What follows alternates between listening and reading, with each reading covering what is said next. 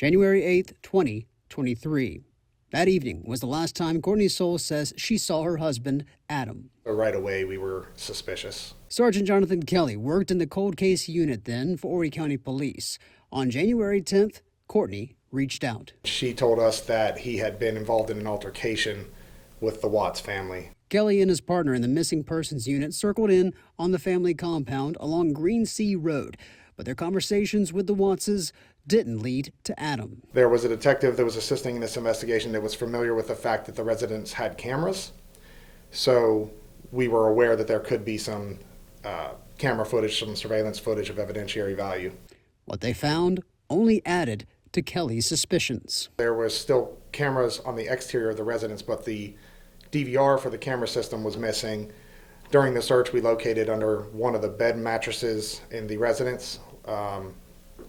We brought that back for analysis, and the hard drive had been wiped. This is what they found. The footage shows this is the point where Adam gets into an altercation and he's pulled from his car.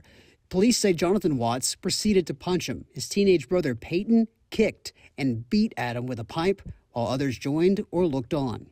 It's extremely concerning, especially when you have a whole family attacking an individual and juveniles partaking in this kind of activity. So it was shocking. However, I was thankful that it existed because it proved that the statements that we were getting from this family were not true. That allowed Kelly and his team to go deeper, requesting phone records that showed an unusual pattern of movement in the hours after Adam was beaten. Police say footage from later that night shows Amber Watts and her boyfriend arriving, assisting her mother Samantha with moving an object into her car, and then they leave. Kelly tells me cell towers pinged on Amber's phone later that night, showing she went to an area of Galivants Ferry and then returned to the family. 8 days after Adam was last seen in Green Sea, Kelly sent patrol units to this site in Galivants Ferry along Primrose Drive on the hunch that Amber's phone was in the area. There they found a tarp floating in a pond. This search for a missing man turned into a brutal murder investigation. Sometimes a provable lie can be just as useful as a provable truth. And as Kelly and Detective James Fogel would find out, nearly every family member would deny Adam was dead. Are you aware, do you have any knowledge or anything about his disappearance? Like, what do you mean? Like, do you know what happened to him? No. Do you have any suspicion of any other individuals that might have something to do with his disappearance? No, I don't know. I don't think he's dead. Police say Jonathan confirmed that he and Adam got into a fight, that Adam needed a wheelchair because of the beating, and that Jonathan left without knowing what else happened that night. They add that as the night went on, the family wheeled Adam back to a shed out of the camera's line of sight, but Peyton Watts was seen carrying a metal pipe to and from where Adam was. What actions did you take in the fight? What did you do specifically? Kicked. You kicked him. I know you did more.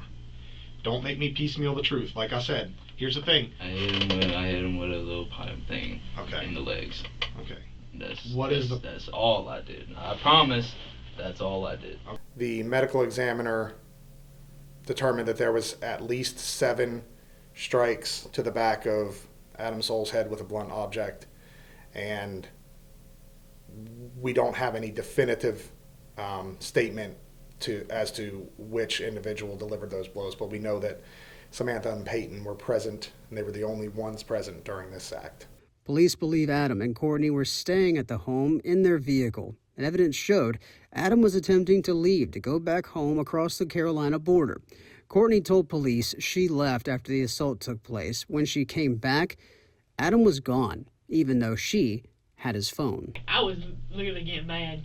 But you think about it. You're standing around all these people that are family, and there's only me and Adam there that's not family. And at the head of the family was Samantha Watts, who denied any involvement in Adam's death. We know that Adam is deceased. We know that he was in the trunk of your car. We know you were present when that happened. We know who was with you. And we know where he was put 2 days later. So, I'm going to let you think on that for a little bit. I don't need to think Is about there it. anything else you want to tell me? He wasn't in the trunk of my car with me. I was not present with him in the trunk of my car.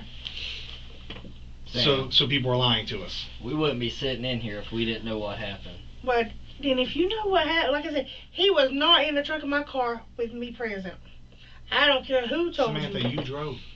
No, I did not. Yes, you did. No, I didn't. In total, 7 people were charged, with crimes varying from obstruction, assault by mob, drug trafficking, and murder. It was one of those cases that will stick with you, especially because of the age of one of the offenders, and the fact that it was a family affair, that every member of the family had gotten involved. A deadly family affair that took Adam from his wife, his father, and his 3 kids. In Horry County, Andrew James, ABC 15 News.